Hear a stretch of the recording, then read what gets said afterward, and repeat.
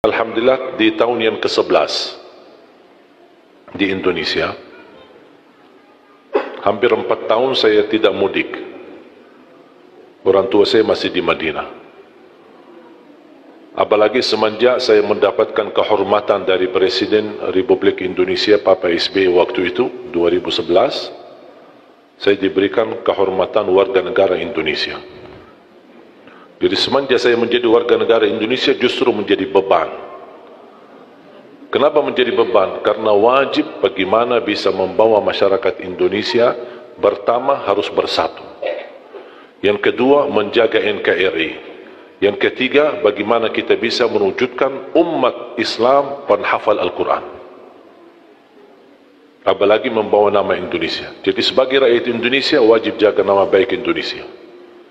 Menjadi contoh baik. Makanya selama saya berada di Indonesia, saya sudah faham dan belajar prinsip orang Indonesia. Orang Indonesia tidak suka ribet, suka yang mudah. Termasuk amalan, ibadah, amalan, zikir, suka yang mudah. Makanya selalu saya berusaha dalam dakwaku selalu memberi yang mudah. Tidak mau yang susah-susah, karena orang Indonesia tidak suka. Orang Indonesia sifatnya mau yang mudah, mudah diingat, mudah dihafal, mudah diamalkan dan masuk surga. Itu sudah.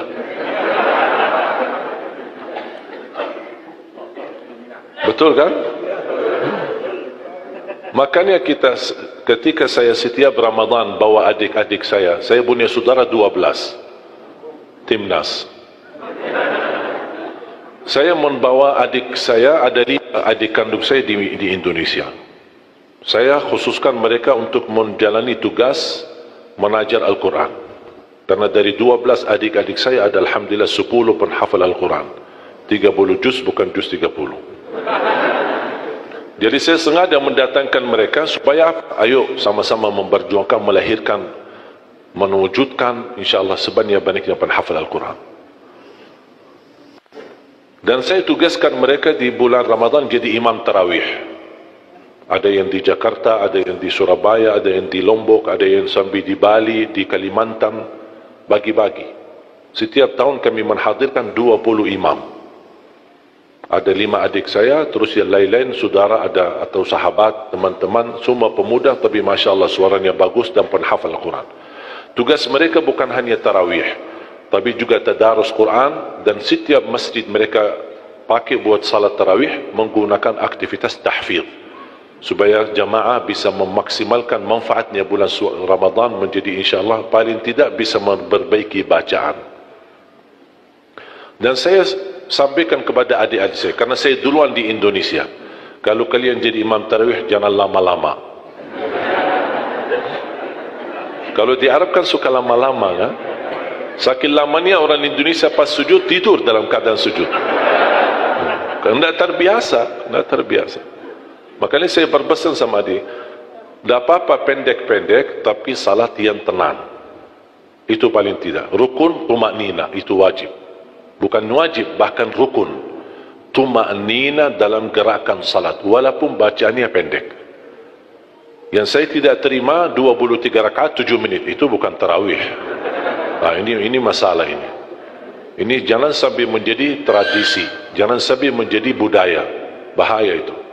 Karena Islam tidak menerima salat seperti itu. Bahkan Islam menganggap itu bukan salat. Makanya jangan disia-siakan. Tak apa-apa 23 rakaat atau 11 rakaat. Tidak masalah. Jumlahnya menurut saya tidak menjadi masalah. Asal jangan ribut. Yang 11 menyesatkan yang 23. Yang 23 menyesatkan yang 11. Itu tidak boleh. Yang 11 benar, yang 23 benar. Karena sudah diijma' oleh ulama, salat malam paling sedikit 2 rakaat minimal, paling banyak bebas, tidak ada batas. Itu sudah diijma' oleh Ahlus Sunnah wal Jamaah. Yang menjadi perbedaan menentukan jumlah, ini yang menjadi perbedaan, tidak disepakati oleh ulama. Yang disepakati jumlahnya berapa? Bebas, berapapun bebas. Minimal 2 rakaat. Tapi yang tidak disepakati masalah jumlah yang ditetapkan. Ada yang bilang 11, ada yang bilang 23. Bahkan ada yang 43. salah satu pendapat di mazhab Malikiyah. Makanya saya sudah mengerti bagaimana cara untuk melaksanakan tarawih, jangan lama-lama. Kalau di Madinah kita Ramadan pasti khatam Al-Quran. Saya punya tetangga di masjid kami di Madinah, Masya Allah istri beliau sudah tua dan beliau bisa hafal Al-Quran dari bacaan saya salat subuh. Kalau salat subuh kami di Madinah 2 rakaat khatam suratul Rahman, 2 rakaat khatam suratul Waqi'ah, 2 hari atau 3 hari maksimal khatam surah Yasin. Jadi subuh hari ini baca sebagian, besok lanjut sisanya, besok lagi lanjut sisanya surah Yasin. Jadi 3 hari salat subuh sudah khatam surah Yasin. Surat Tabarak kita lakukan 1 rakaat. Surat hari Jumat subuh As-Sajdah rakaat pertama dan rakaat kedua suratul Insan, hal ata 'alal insan. Dan jamaah yang ada di sekitar masjid kami di Madinah, termasuk ibu itu, beliau suaminya menceritakan, istri saya bisa hafal beberapa surah yang antum sering bacakan di dalam salat subuh. Suka panjang. Begitu saya datang ke Indonesia pertama kali, saya belum faham budaya Indonesia. Niat saya baik, salat subuh diminta jadi imam, saya maju jadi imam. Saya baca Ar-Rahman di rakaat pertama, saya baca Al-Waqi'ah di rakaat yang kedua. Awal-awalnya saya rasa saf masjid cukup banyak. Pas begitu salam saya lihat sisanya cuma 1 saf. Wallahu alam ya Allah kemana perginya. Tidak terbiasa. Saya kaget. Masa semuanya sakit? Masa semuanya pinsang? Tapi lama kelamaan, oh sudah faham. Ini orang Indonesia seperti ini. Makanya saya bilang sama adik saya jangan lama. Orang Indonesia kalau qulhu bisa dibagi 2, terima kasih.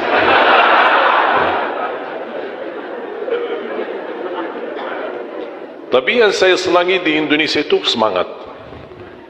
Semangatnya luar biasa. Makanya saya betah di Indonesia. Saya betah bahkan jatuh cinta Indonesia. Bahkan bangga menjadi rakyat Indonesia. Sampai kadang-kadang saya ke Arab menggunakan paspor Indonesia, tidak pakai lagi paspor Arab.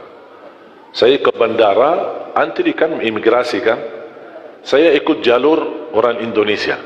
Sama jemaah ada rombongan, datang petugas imigrasi, ngapain kamu di sini? Sana kamu di sana sama orang Arab, sama orang Arab. Saya ikutin, saya pergi ke sana sama orang Arab, sampai bertemu dengan kaunter imigrasi, diambil paspor, lihat, kok orang Indonesia, ngapain kamu di sini? Pak, kok serba salah, yang tadi suruh ke sini, bapak di sini, kenapa kamu di sini? Jadi gimana ini? Pas dilihat, baca namanya Arab, terus ini gimana ini? Tanya, paspor Arab ya? Kamu dari mana? Saya dari Indonesia. Yang benar dari mana? Dari Indonesia. Masa dari Indonesia mancung?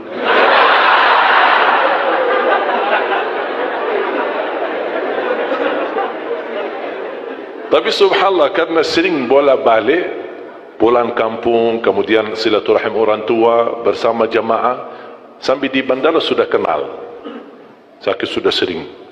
Tapi alhamdulillah, wallahi nikmat Indonesia. Berkat saya jadi warga negara Indonesia, anugerah nikmat menjadi warga negara Indonesia, saya bisa ke Palestina. Selama masih warga negara Arab, tidak bisa ke Palestina. Bahkan alhamdulillah dapat karunia luar biasa, karunia dari Allah, hadiah dan nikmat besar dari Allah. Ketika saya pertama ke Palestina dan pertama kenal imam besar Masjidul Aqsa, malah beliau dorong saya menjadi imam salat maghrib dan isya di Masjidul Aqsa. Alhamdulillah. Makanya ibu kalau besok-besok dengar sejarah ada orang Indonesia salat di Masjidul Aqsa jadi imam maghrib dan isya, itu Ali Jabir. Mana ada orang Indonesia ke sana untuk jadi imam? Kenapa saya bisa diberikan kesempatan jadi imam? Karena alhamdulillah saya punya paman imam besar Masjidul Haram. Walaupun sudah beliau wafat, tapi sudah sekian tahun beliau jadi imam besar Masjidul Haram. Namanya Syekh Ali Jabir. Makanya orang tua saya memberikan nama itu. Kami bikin website www.alijabir.net. www.alijabir.net. Semua kegiatan beliau di Masjidil Haram dan menjadi imam, khatib, tarawih, tahajud, salat rawatib. Beliau sudah wafat. Itu kakak daripada ibu saya. Makanya ketika saya bertemu dengan guru paman saya alhamdulillah berkesempatan belajar sama beliau, dan beliau memberikan gelar Ali Jabir As-Saghir, Ali Jabir Junior, karena beliau yang sudah imam besar Masjidil Haram, Ali Jabir Senior. Dari situlah saya mendapatkan nama Syekh Ali Jabir semenjak saya menghafal Al-Quran. Tidak peduli nama, karena nama itu tidak terlalu berharga. Yang penting apa yang kita lakukan. Inna Allah la yanzuru ila a'malikum, la yanzuru ila suwarikum, wala ila ajsamikum, wala ila amwalikum. Allah tidak peduli harta kalian, keturunan kalian. Saya tidak peduli asal usul saya dari mana. Orang Arab bukan orang Arab, menurut saya tidak ada yang berbeda. Yang mulia di sisi Allah adalah orang yang takwa, walaupun dia bukan orang Arab. Tidak ada harga bagi orang yang memiliki keturunan Nabi kalau dia tidak menggunakan takwa dan iman kepada Allah dan amal saleh.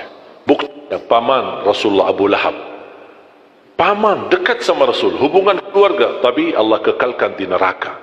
Berarti Allah tidak peduli keturunan kita, asal usul kita, dan siapa diri kita. Yang Allah pedulikan apa takwa kita dan apa isi hati kita.